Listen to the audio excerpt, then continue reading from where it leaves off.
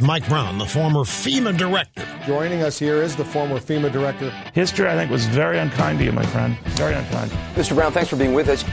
This is Michael Brown Unplugged. Hey, everybody. Welcome back to another week of Michael Brown Unplugged. Glad to have you with me. So, yesterday, I'm watching, as I normally do on Sunday mornings, I watch CBS Sunday Morning. And I know it has a liberal bent, but yesterday was a pretty good program. They had an interview with Howard Stern. If you're a big fan of Howard Stern, I would encourage you to go watch it. They also had an interview with Admiral Bill McCraven. Now, if you don't know who Admiral McCraven is, he was the team leader for SEAL Team 6 that oversaw the bin Laden raid back in, 2011. Seems, 8 years or so ago. And I'm listening to Bill McCraven talk about the raid, but the real reason they had him on was to talk about his commencement address to the University of Texas, I think back in 2014 or 2015. I forget the year. It's really unimportant.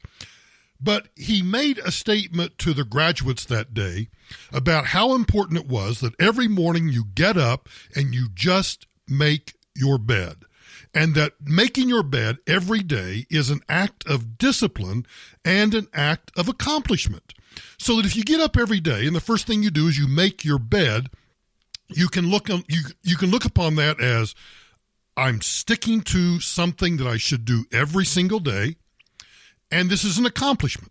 I have accomplished something.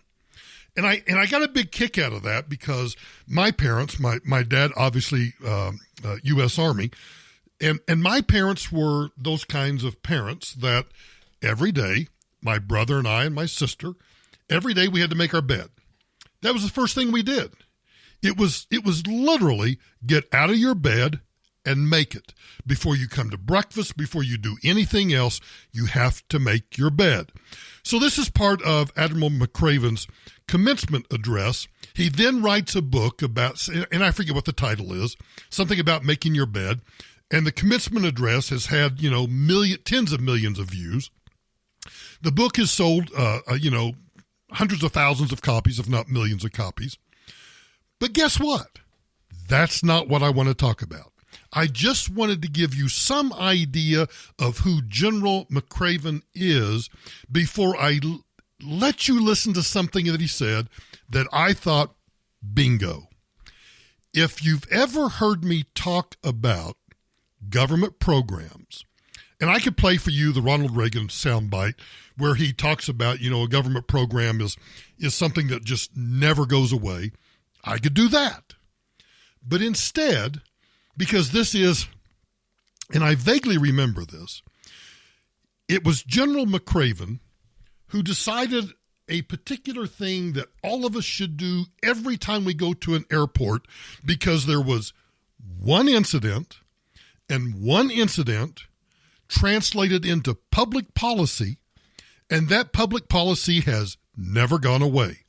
Well, unless, of course, you happen to be a TSA pre-check or you have a global entry card, then you don't have to do this. Take a listen.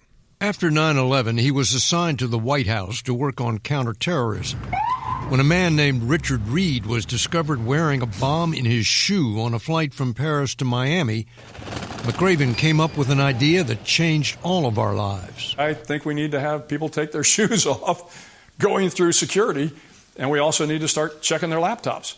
A lot of people have been looking for you. Yeah, I'm afraid of that. Well, here's your chance to seek forgiveness from the American public. Yeah. Well, I will tell you, in my defense, I only thought we would put this in place for a couple of months. Bingo! In my defense, I only thought we would put this together for a couple of months. Now, why would he think that? He would think that because we didn't know what the risk was. So Richard Reed boards a plane at Charles de Gaulle, heads to Miami, tries to blow up explosives in his sneakers, and he fails miserably. Completely fails. Yet he made a recommendation, and I will, because I don't remember the specifics, but I will give him credit for at least saying or admitting that I thought we would only do that for a couple of months. Now, let me read into it. What I read into it is We didn't know what the risk was at the time. Richard Reed had tried to blow up explosives in his shoes. So let's implement temporarily until we can do some sort of an analysis, figure out whether this is a real risk or a fleeting risk. Let's just have everybody take their shoes off until we can figure out what the next step is, if there's any step at all. You notice, if you've been to an airport in the past 15 minutes, you notice that people are still taking their shoes off. Now, I want to make a couple of points about this. The first point is government programs, once put in place, never go away. They metastasize and they grow and they get worse and worse and worse. Now, maybe this will prove to be the exception, and maybe I'll be proven wrong in this week sometime, and the Department of Homeland Security and the Transportation Security Administration will come back and say, no longer do you have to take your shoes off. Now, I don't think that's going to happen, but let's just hope that it does. The other point that I want to make about his statement is this. We never do risk analysis. We never sit back and look at what is the risk, what should we be doing to mitigate against that risk. In this case, the risk was one attempt, one failed attempt. It wasn't even successful. At least you could say, and I'm not saying this because I think it's a good thing, but at least the hijackers on 9/11, at least they were successful. And because they were successful, we implemented probably the most effective mitigation against someone hijacking a plane. We secured the cockpit doors. And the second thing that occurred, because they were successful in 9/11, is that you and I learned what the end game was. The end game was no longer that you were going to take the plane to Havana and hopefully get a bag of cash somewhere. No, we now know that if someone tries to hijack a plane, more likely than not, they're going to try to crash that plane into a building somewhere, into a mall, into whatever. So we know what the end game is. So you and I will never allow that to happen again, to the extent that we're able to stop it. But the other important point I want you to stop and think about is this. Ask yourselves a simple question. One attempted shoe bomber failed. You implement a policy that says you got to take your shoes off. Who?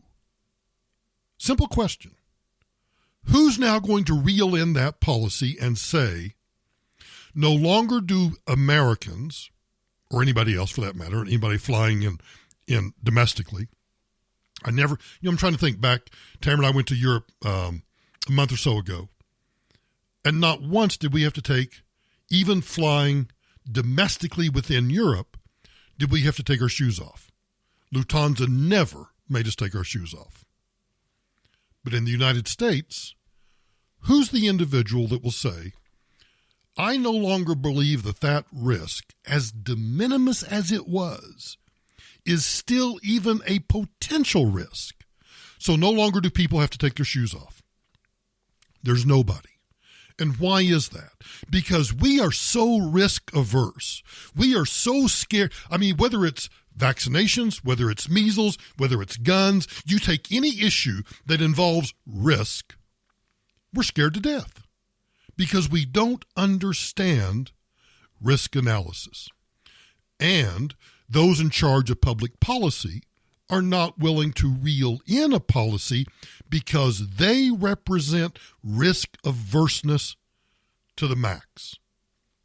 So when Admiral McCraven made that statement, I thought, what a great lesson for us to think about how policies get put in place, and then there's never any attempt to take those policies back simply because everybody's afraid that if, let's just say tomorrow, Tuesday, the TSA decides no longer does anybody have to take their shoes off.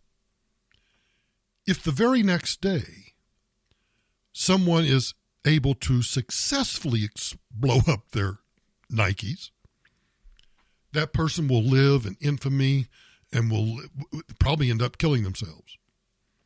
They're so risk averse. Now, also, let me let you in on a little secret about that policy.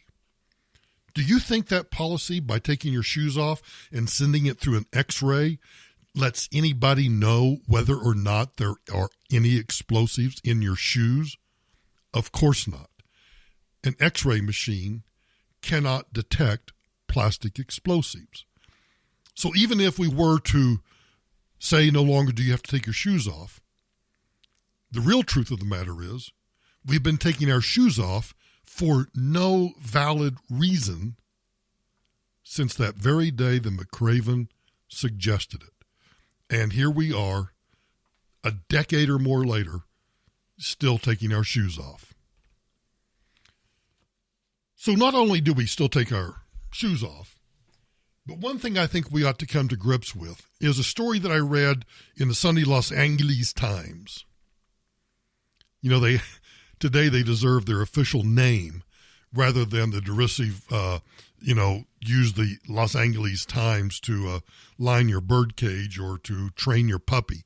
No, I think the Los Angeles Times on Sunday actually deserve their name because they've actually done some real journalism, and they're preparing us for a depressing report that is due to be released at the end of this month.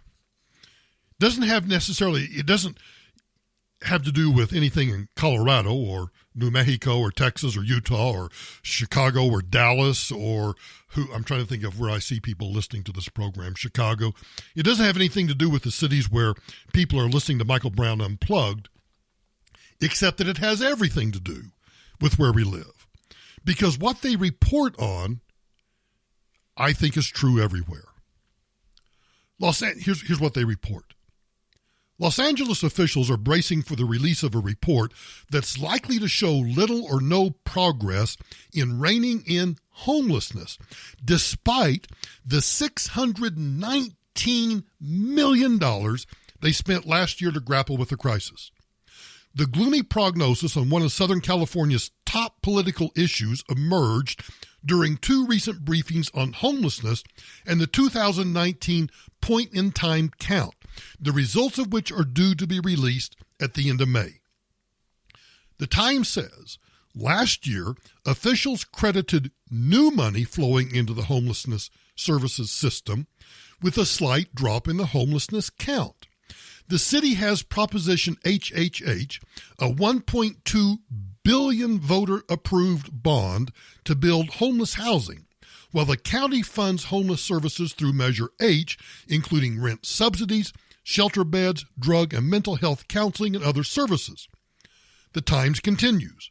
The county, in a recent report, said 27,000 homeless people had been placed into permanent housing in 18 months.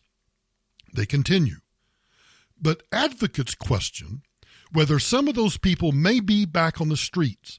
The Homeless Service Authority's tracking system registers only those who have left their housing placements if they seek more aid. Those who return to a tent or an RV without appealing for additional help fly under the radar. The Times says this. The city, Los Angeles, spent $442 million from Proposition HHH last year developing homeless and affordable apartments, but none of the projects have opened yet, and the wait for permanent housing has stretched to an average of 215 days. Thus far, the city's $77 million shelter expansion plan has produced 2 facilities with room for 147 people. Now, that's entirely predictable. This idea that empowering an already rancid city-county bureaucracy by showering it with money and expecting it to do many wondrous things should turn out to be so naive and foolish. But the progressive imagination and their desire to believe in somehow the benevolence of big government is actually, I think, limitless. You might recall this past fall on the radio program, I just happened to mention that the city of Los Angeles, those folks in charge of administering a $1.2 billion project funding via a tax initiative passed in 2016, those people now admit that they are likely to only build about 60% of the new units originally promised before they run out of money. Now, when are the voters in that region going to learn the lesson about trusting bureaucrats who make these lavish promises with respect to solving seemingly intractable social programs by throwing money at it? I think that well-intentioned progressives and a bunch of freeloading public sector stooges would have us believe that the homeless issue in Los Angeles is dominated by laid-off Boeing engineers and factory employees who have seen their jobs shipped to China, or probably more likely to Nevada, and would quickly get back on their feet if they had some sort of habitat security. But it doesn't really take a lot of digging to uncover the fact of the homeless population that struggles with substance abuse problems and psychological disorders, and I would bet that those individuals make up the majority of homeless residents who camp out in public places and bring with them a variety of all the sanitary and safety issues that accompany homelessness. Now, until the city and county come up with a method for getting help for drug addicts and the mentally ill, simply finding them indoor beds for the night or even building new housing is not going to accomplish all that much. In the meantime, I don't think that anybody, wherever you live, including right here in Colorado, that we ought to get fooled into believing that this issue is easily solved by paying big government more money to build more housing units. You'd have to be nuts to believe that. You know, and while we're on California, because, I mean, there's all of these stories. This is what happens when you read all these out-of-town newspapers. I know I should read the Denver Post occasionally, but I don't want to waste my time. There has been no change in performance for K through 12 students in California, despite a 60% spending increase since 2011. So building off this story that Los Angelinos are going to spend all of this money on homelessness, why do we think that spending more money on homelessness didn't improve anything there? Now we have the classroom. A 60% increase in kindergarten through 12th grade spending in California schools just since 2011 has not made a difference in student performance. And it's apparent the money isn't making it into the classroom. The 3 large school district teachers have held strikes because of this. Los Angeles, Oakland, and Sacramento have gone on strike because so little of that extra money is going to them, according to David Crane. Now, Crane is now a lecturer in public policy at Stanford University and president of Govern for California. He served as a special advisor to Governor Schwarzenegger back in 2004. So an extra $28 billion per year of spending didn't make a difference. So Professor Crane notes that K through 12 is the largest general fund expenditure and governed by the Education Code because of Proposition 98, passed back in 1988, which guarantees a minimum of 40% of California's general fund spending will go to the children. So, Proposition 98 and the Los Angeles School District, along with Oakland and Sacramento, serve 6 million kids and serves them very poorly, according to him. Quote, "That's not a surprising outcome to anybody who knows where the money went, substantially to increases in spending on unfunded pensions and insurance subsidies for the retirees on Medicare, and how schools are required to be managed under the Education Code, not for the benefit of customers, i.e. the students," Crane added. So Governor Newsom, the governor of California, addressed this in his State of the State speech back in February. Newsom said that his administration will invest more than $80 billion in California schools, which includes $576 million for special ed. Quote, "We're still 41st in the nation in per per pupil funding, he said. Something needs to change. We need to have an honest conversation about how we fund our schools at the state and local level. How about an honest conversation that says it's not doing anything? According to Lance Izumi, Director of Education at the Pacific Research Institute, the problem is more with former Governor Jerry Brown's local control funding formula spending scheme. According to EdVoice, calfax.org, the per pupil spending is actually over $17,000 per student. They're spending all of this money and all of these increases. And if you look at performance, K through 12 performance, there's been no corresponding increase in performance. And in fact, there's been no increase in performance. I don't know if we're ever going to learn. And I know it's going to take radical ideas, but just throwing money at a problem, whether it is homelessness or it's K through 12 education or poverty. Look at the trillions of dollars that we've spent on poverty in this country. Has there really been a radical change in poverty in the United States? Of course not. But what do? We just keep doing the same thing over and over and over. You know, there just might be a way to change things. Now, I'm not going to vote for a Democrat. There is not a Democrat of the 367, I think, that are running for the Democrat nomination. There's not one of them that I'm going to vote for. And to be honest, I'm just not going to vote for a Democrat, period. Unless it's this guy. Andrew Yang.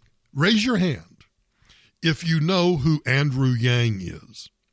And if you know that he's running for president on the Democrat ticket, you get bonus points. We'll send you that proverbial check in the mail. I'm going to be the first president to use PowerPoint in the State of the Union. How do you feel about that? Yeah, break out the PowerPoint chant. No, don't do it.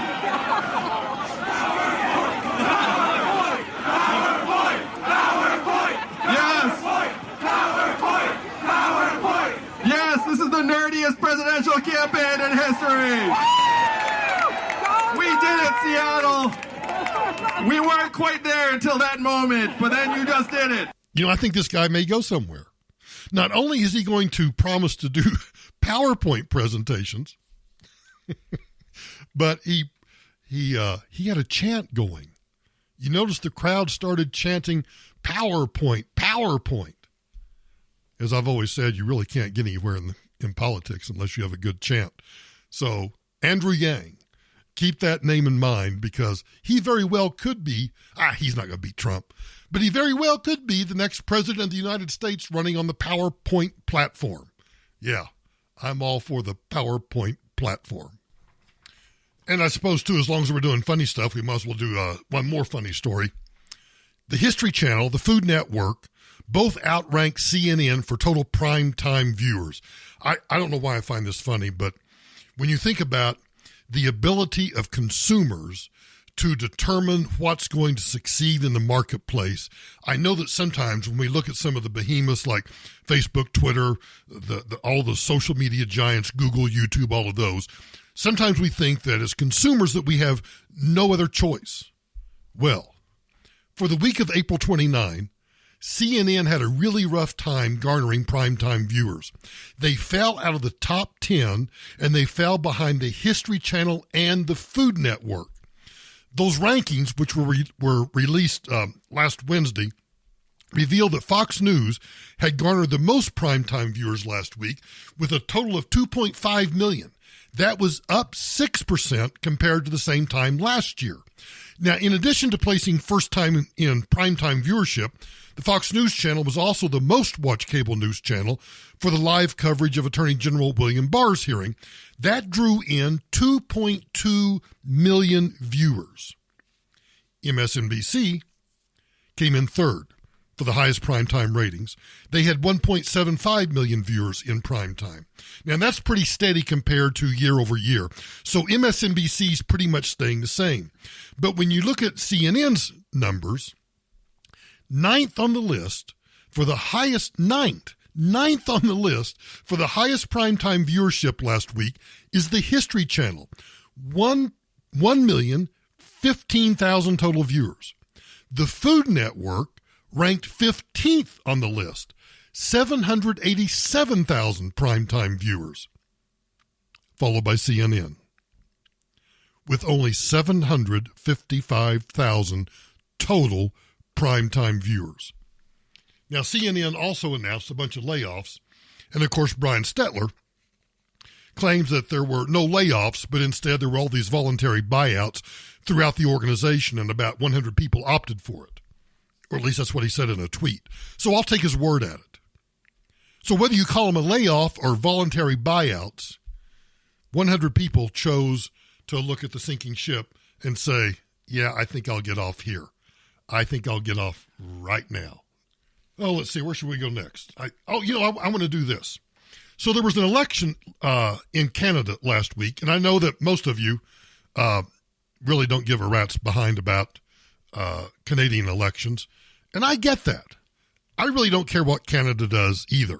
It's too cold. There's some really good there's some really good lake trout fishing. There's some really good pike fishing, and really some good moose hunting too if you want to do that. Excuse me, but kind of beyond that, I really don't care about Canadian elections, except for this. We begin with an election that not only made history in this country, it could be a litmus test for how Canadians are feeling about the big three political parties right now. They all went down to defeat in a by-election last night on Vancouver Island, losing to the Green Party candidate Paul Manley in Nanaimo Ladysmith. He becomes the second elected Green Party member of Parliament in... Now, you may be thinking to yourself, okay, so every country, we have Green Party candidates. Jill Stein, remember her running for president a few years ago on the Green Party ticket? And every once in a while, you'll have these outliers where Green Party candidates will get elected. In Canadian history. He will join Green Party leader Elizabeth May on the campaign trail ahead of the federal election in the fall. Today, Prime Minister Justin Trudeau gave his assessment of the results. Now, what do you think Prime Minister Trudeau has to say about the election of a Green Party candidate? Albeit just now there's a couple of them? So out of the entire Parliament, it'd be like saying, well, which is a comparison, I guess, out of 535 members of Congress, we have, I think two Muslims, two radical Islamists.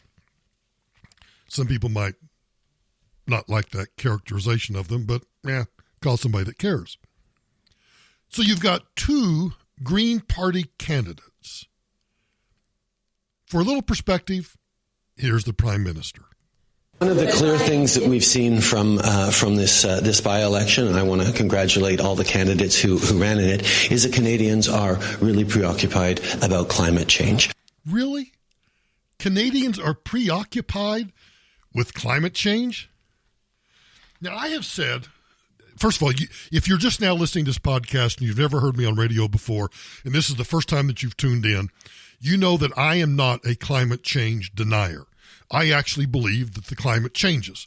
It always has, it always will. The question, which I think scientists have been absolutely horrible about, is showing some causal link between the presence of mankind, humans on the planet, and whatever we're using, automobiles, fossil fuels. I'm not going to go down that tangent. Whatever we're using to produce electricity, to produce the goods and services that we buy all the time, that there's no causal link between any of that and the fact that climate changes. It always has, it always will. Now, some people would say that's a climate denier, but I question. In fact, I would argue that is not a climate denier. That's actually speaking the truth. But I've always said, let's just, for the sake of argument, let's just say that we, you and me, are causing the solar system to change, that we're having some sort of ripple effect that changes the effects of moisture in the air, that changes the effect of sunspots, that changes the effect of solar rays, that changes the effect of all of that. Let's just make that argument, okay? We're responsible for it. Well, this week, there was a discussion that caught my attention, and it was the response to Juan Williams. Do you ever watch The Five? I still don't watch it, but occasionally I'll still tune in when I'm on in the car, and that time of day, which is 3 o'clock Mountain Time, 5 o'clock Eastern Time. The Five comes on the Fox News Channel. Juan Williams, who used to be, he may still be with NPR, I don't know, but Juan Williams is this black commentator. And I don't know why I have to point out that he's a black commentator, but for some reason that seems to be important to the discussion. He asserted that Republicans do not have any response to climate change. So one of the other pundits on The Five is this sometime comedians, I forget, I really don't know what all Greg Gutfield's background is.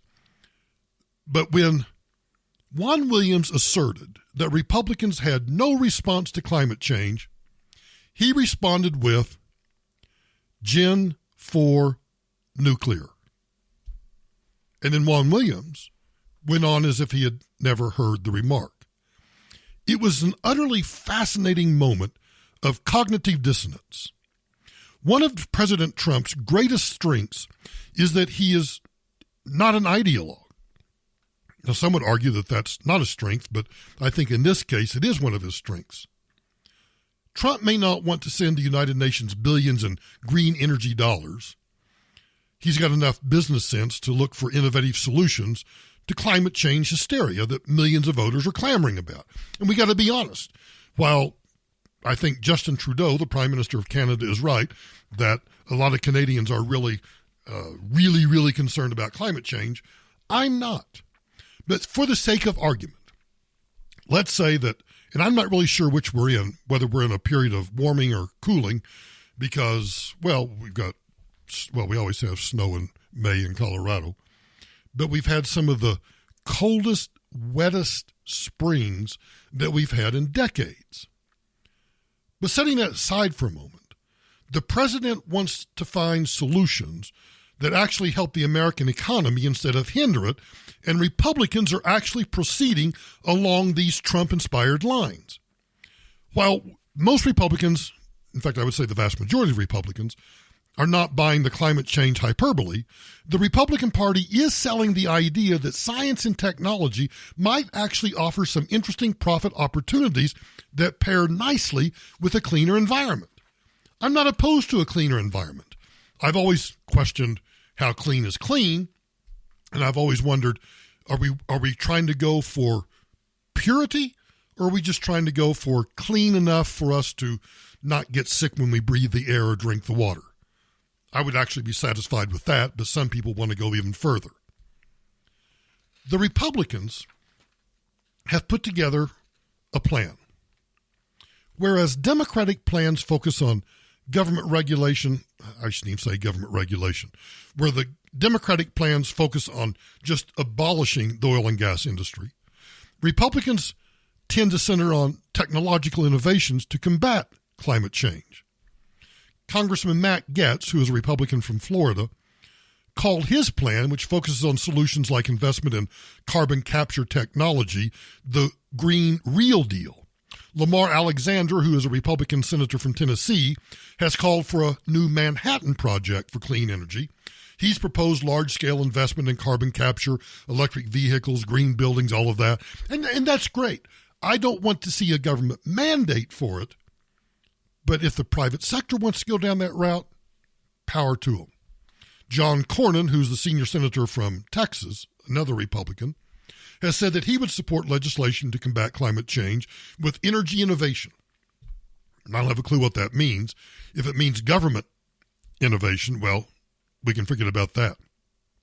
But innovation is actually a recurring theme when it comes to Republicans' approach to climate policy. And if we're going to have if somehow And I think this is something that Republicans really ought to think about. Rather than you and I, which I tend to do some, and I'm sure you do too, when people talk to me about climate change, I have to first get beyond the argument that you and I, as individuals, or anybody else in the world, that we're responsible for the climate changing. Or even if we are to make the assumption that we're responsible for the climate changing, to what degree? What's the correlation? What's the causation? How much is there? Because I really don't, I think it's negligible, if any at all. But at least Republicans are arguing that innovation is the key if we're going to adopt some sort of climate policy.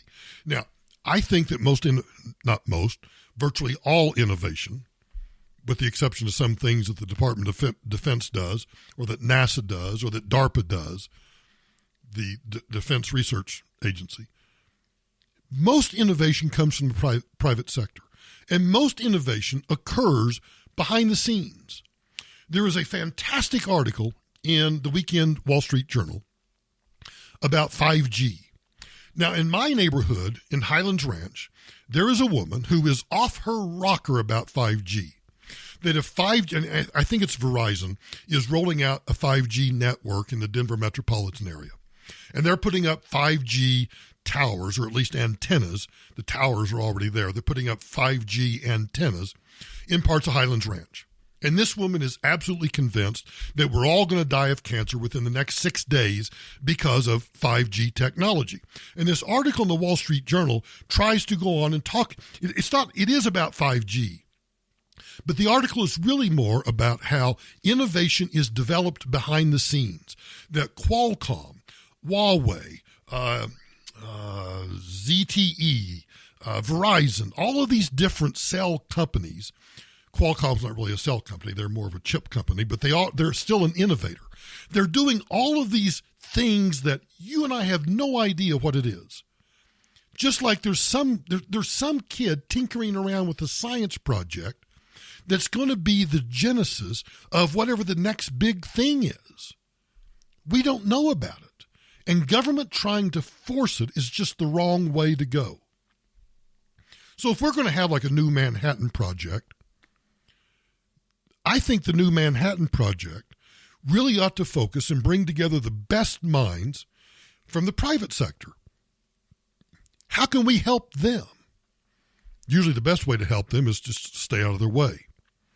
The state of Washington is likely to become the fourth in the nation to legislate for 100% renewable energy deadlines.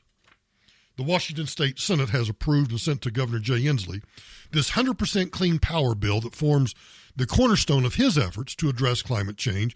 And, of course, he's running for president in 2020, one of the 300-some that are doing it. So the Washington Senate, in a 29-20 vote, approved this bill to require all electric utilities to eliminate coal-fired electricity by the end of December 2025, and to make all of their retail electrical sales free of greenhouse gas emissions by the 1st of January of 2030. Now in Washington, there is only one existing coal-fired plant, but utilities still import coal-fired power from other states. So once this legislation gets signed by Inslee, that law will make Washington State the fourth state behind California, Hawaii, and New Mexico to pass legislation mandating 100% emissions-free power. Now, another innovation that's on the horizon that could massively impact the fiscal climate of this country is the recent development of chemical desalination technologies, which are much more effective and much more cost-efficient than traditional methods of desalination. There's a group of researchers from Columbia University that developed a process designed to purify industrial hypersaline brines. They call it temperature swing solvent extraction, TSSE. And it doesn't make any difference what TSSE is. The point being that if we were to revamp, and this is the one way that government could actually spur innovation. If we were to revamp the entire processing for nuclear energy in this country, we might actually get some fourth generation nuclear capability. I'd be all for that. We should be going the direction that France has already gone, as opposed to the direction that Germany and the others are going, where they're actually beginning to realize that this whole idea of carbon emission, free emissions, all of this is never going to work. The point being this: innovation is going on as we speak. Innovation that you and I are not even aware of. So whether you believe that anthropogenic climate change is a real thing, human-caused climate change, or whether you're like me and believe that the climate's going to change regardless of what humans do, or maybe you're in the middle somewhere, and you think that climate change is one of these deals where, maybe humans have some effect, but we're not quite sure what it is or how much it is, and we shouldn't make public policy based on bad science, then maybe what we ought to do is just let the innovators innovate. Speaking of bad science, I mentioned at the beginning of the podcast that I was watching CBS Sunday Morning yesterday. And in that conversation, they were talking about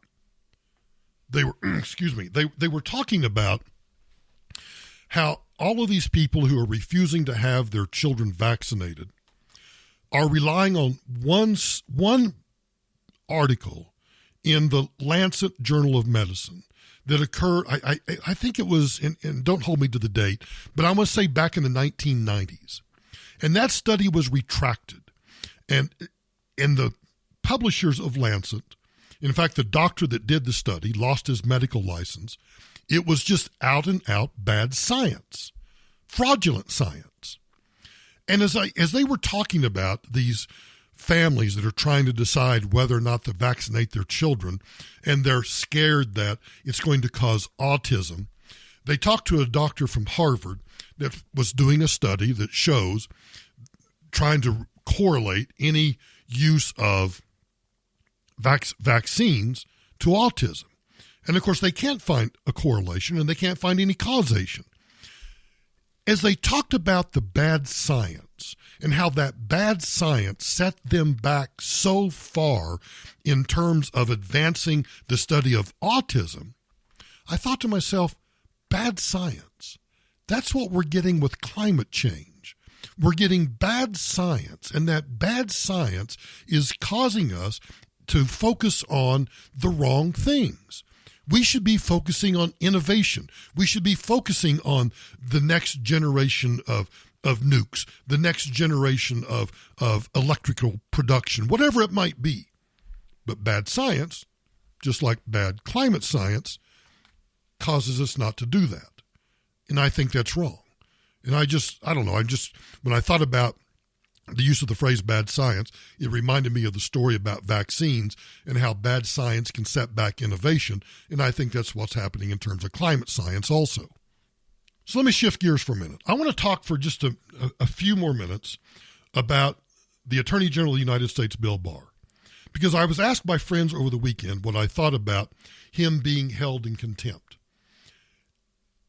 And I pointed out that we still have separation of powers, and that the President of the United States, I had this grand opportunity to explain executive privilege and the whole concept behind executive privilege. In a nutshell, executive privilege is essentially this. The President of the United States ought to have the ability to have free and open conversations with his staff, with his cabinet members, with the sub-cabinet, before they actually reach a position on a policy. And so the President, under the guise of executive privilege, is able to keep those conversations, those documents that are called pre-decisional documents, he's able to keep those away from the prying eyes of Congress or the public. That's the assertion of executive privilege in a nutshell. Once the debate has ended, and once the memos come out about this is the position we're taking and this is why we're taking that position, those could arguably still be protected by executive privilege, but really are not. Executive privilege is really about private conversations, private memos that are pre-decisional. Now, some lawyers will argue with me that executive privilege applies to other things too, and I'm not going to debate that. I just want you to think about executive privilege in terms of the President of the United States being able to protect some of the private conversations that he has with his advisors.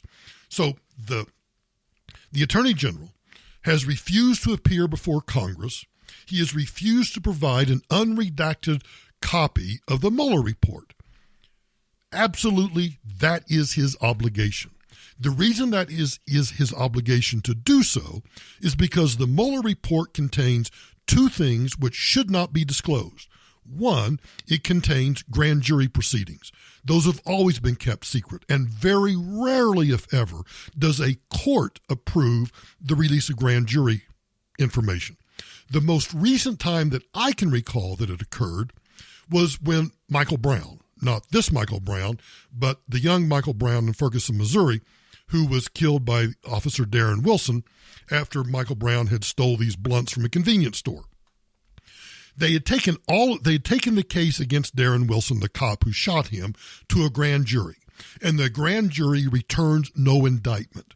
And in that case, the district attorney went to the court and said, in the interest of justice and in the interest of the public understanding why this cop was not charged, we're asking you to release the grand jury proceedings, and they did. But otherwise, those are kept confidential. The other reason that an unredacted report, a copy of the Mueller report, has not been released is because there are ongoing investigations. Ongoing investigations that we know of, for example, in the Southern District of New York, and some ongoing investigations that we have no clue where or the status of those ongoing investigations. So the point is this. The Attorney General is right in refusing to turn over an unredacted report or copy of the Mueller report. But that has set Democrats into a tizzy. They've now held him under a contempt citation. I think they've actually voted on the contempt citation, but I may be wrong about that. But regardless of whether they have or not, the train that the Democrats are on is to hold the Attorney General in contempt. The Attorney General under Barack Obama, Eric Holder, was held in contempt over refusal of releasing Fast and Furious documents. Regardless of whether that was appropriate or not, what I want you to hear is what Democrats had to say and how they opposed Republicans holding a Democrat Attorney General in contempt. Yeah, this is a little bit about whataboutism, but I think this montage of all of these Democrats, all of these liberals, being apoplectic over Eric Holder being held in contempt of Congress, and now are apoplectic because, well, I guess the shoe's on the other foot. Given what we know about the Republican Party and the way the House of Representatives conducts itself when run by Republicans and with a Democrat in the White House, it shouldn't really count as news when a House committee finds the Democratic Attorney General in contempt of Congress. Every single Republican voted to hold the Attorney General in contempt over this crazy conspiracy theory. Tell the Republicans to stop this witch hunt now. He's right. Why go ahead with a contempt vote? Look, there are certain internal documents that are not Congress's business. Why? It just looks like more of our broken politics and vicious fights now out in the open. A party in the Congress that does just about nothing to create jobs or to help people without jobs decided the best way to do their job is to shower the Obama administration with subpoenas. See, if you are a person who watches Fox News all day, it is possible that you have been marinating in this conspiracy theory for long enough now that this seems feasible. Is this sort of stop and frisk at the highest level? Go after the Attorney General, get him to empty his pockets. It looks like stop and frisk, doesn't it? Let me finish with my personal views of the stop and frisk thing. And I don't mean to use this term too much, but it's almost like a stop and frisk. For a lot of people, this is Republican versus Democrat, and they say this is just theater. It amounts to nothing. It is a distraction. It is politics writ large in Washington, according to most people. This is really much more to be filed in the category of politics than law. This is contempt kabuki. This is a classic case in Washington of where you stand is a matter of where you sit. When the Republicans have the White House, they love executive privilege. I love it. Contempt kabuki. That's one of the best phrases I've heard coming out of Democrats in a long time.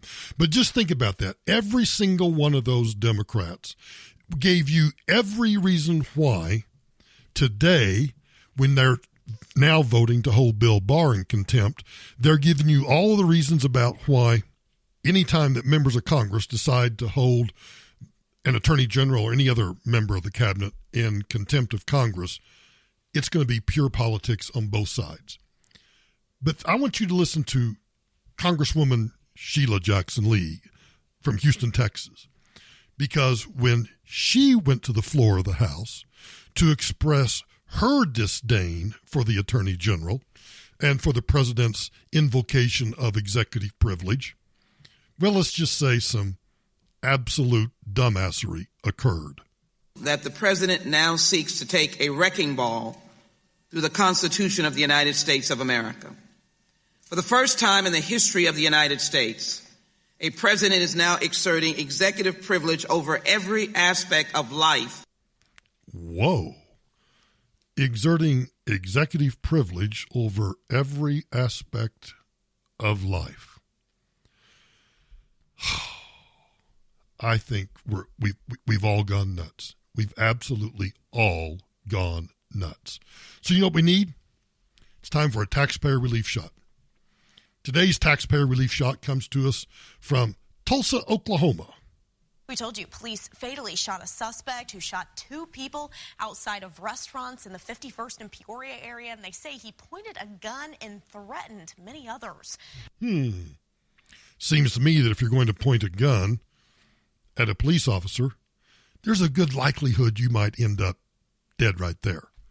So my free advice to thugs, don't point your guns at cops. In a developing story, Fox 23's Kaylee Doherty joins us live now with the latest on the investigation. Kaylee. Police are now telling us that it has all started around 7 o'clock last night, actually in a neighborhood near 49th and Rockford, where the suspect was seen pointing a gun at and threatening people there before he made his way over here to these businesses. Police say the suspect then tried to go to CC's, but the door of the restaurant was locked. An employee there tells me that the manager had locked it, so the suspect wasn't able to get into the restaurant, but he did shoot a customer that was in the parking lot of the restaurant before making his way down to another restaurant, China Walk, where police say he shot a customer that was walking out of the restaurant there. Officers say after that, the suspect made his way to Peoria Inn, where he pointed a gun and threatened people there as well. He then went up to the highway and began pointing his gun at drivers who were swerving to miss hitting him. That's when an officer shot the suspect, and police say the actions of that officer likely saved many lives. We spoke to a man who witnessed this incident.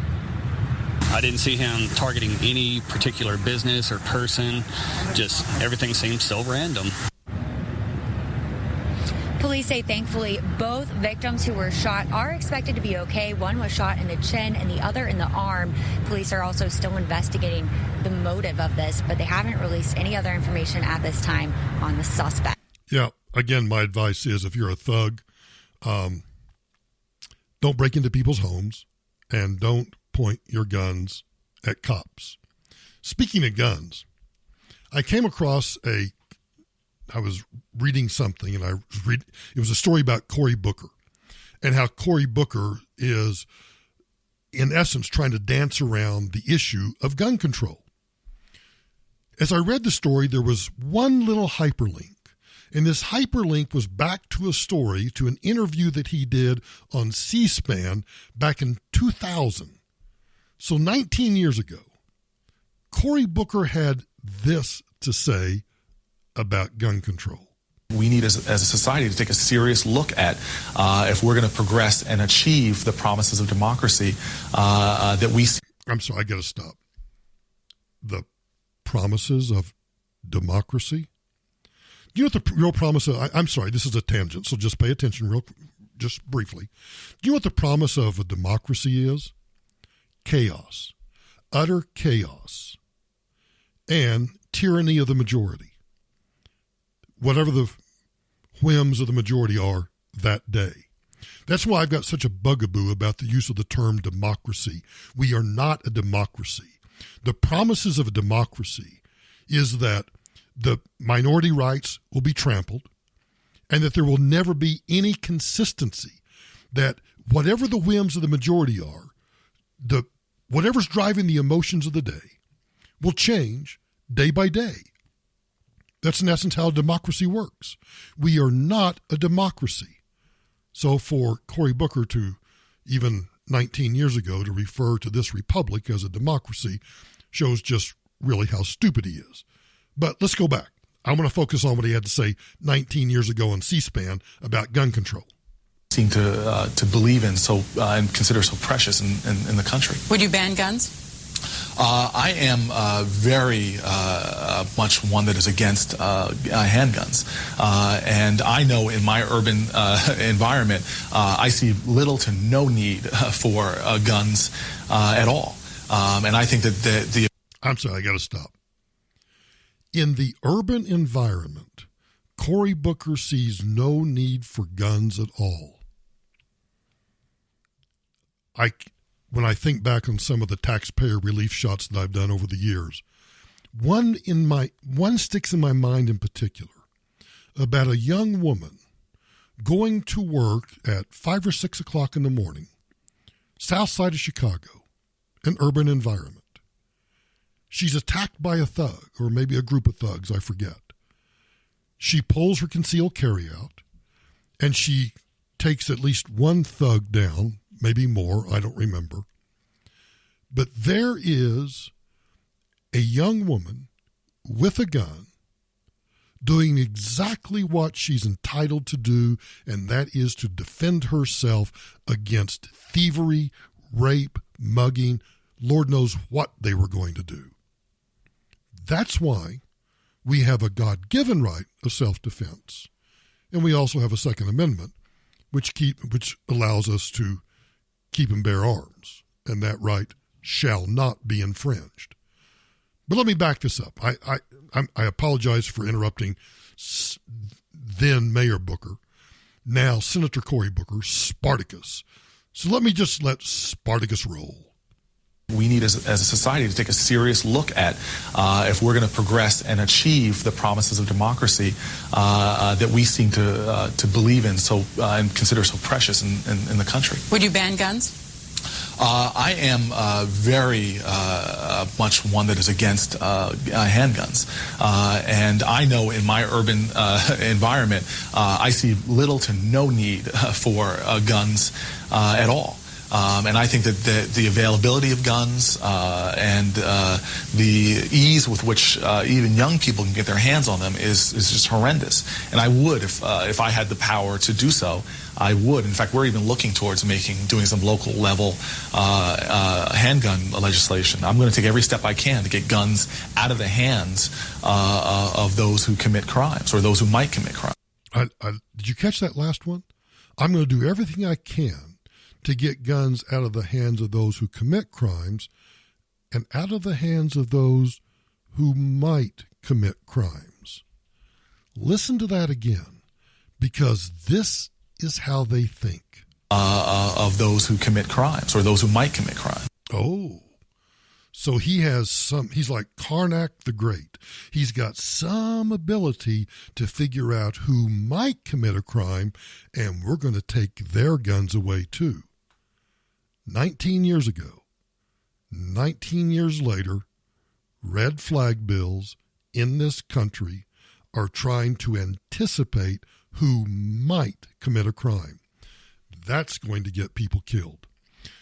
And speaking of people either getting killed or getting jailed, Democrats and their lackeys in the media, I forget who put this montage together. So apologies to whoever put this montage together.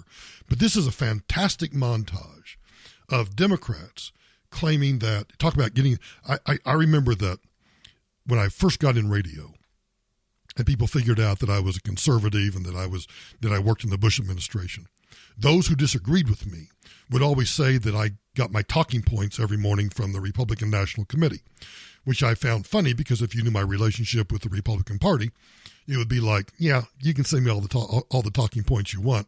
I really don't give a rat's butt what you have to say or what you want me to say. So in that vein, tell me that these people all didn't get the same talking point when it came to their stories about what to do with the Attorney General, William Barr. Do you think the Attorney General should go to jail? How do you get this thing moving? Do you oppose fines? Do you suggest maybe even, as some have said, jail time? It just isn't true. Should he go to jail for it?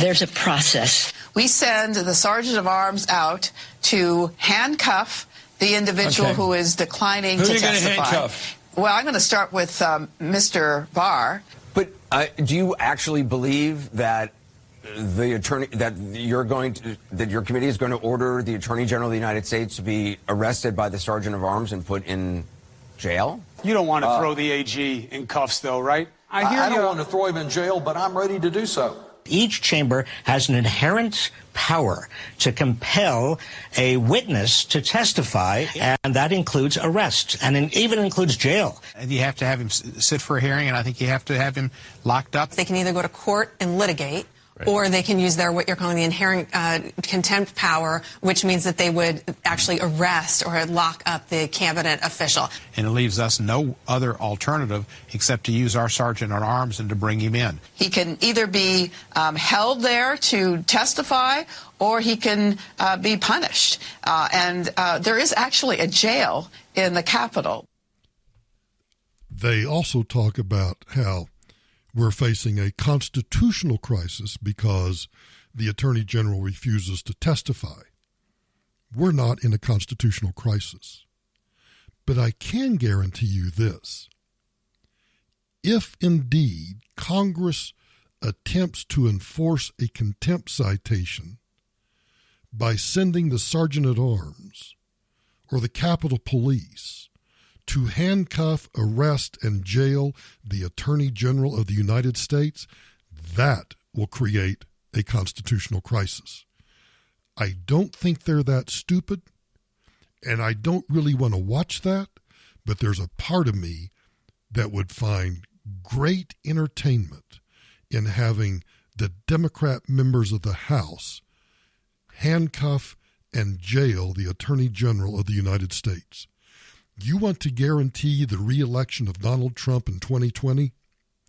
Do that. Do that. Thanks for listening today to today's podcast.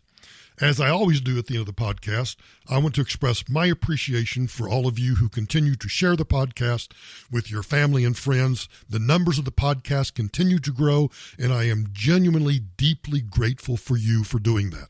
So here's the favor that I ask. I ask that you go to my website, michaelbrowntoday.com, michaelbrowntoday.com, and you'll see in the bottom over there the place where you can click on and either download or listen to the podcast. You can stream it or you can download it, either one. You'll also find at the bottom of the homepage at michaelbrowntoday.com the icons for all of my social media platforms. So if you want to join me on LinkedIn, Instagram, YouTube, Facebook, Twitter, wherever it might be, those icons across the bottom, just click those and then either like the Facebook page, follow me on Twitter, follow me on Instagram, subscribe to the YouTube page, send me a request on LinkedIn. But I appreciate you sharing the podcast with everyone, because I want to grow the numbers of the podcast as large as I possibly can. And our trend line is pretty good. I have to admit, the trend line is pretty good. I'm about 55 to 60% of where I was on the radio show. So anything that you can do to share and help me get the story about the podcast out, I would greatly appreciate you doing that. But again, go to the website, michaelbrowntoday.com, michaelbrowntoday.com. You can stream or download the podcast there, and you can also click on all of the social media icons and follow me and interact with me on all of those social media platforms. So thanks for listening today, and I'll talk to you again tomorrow.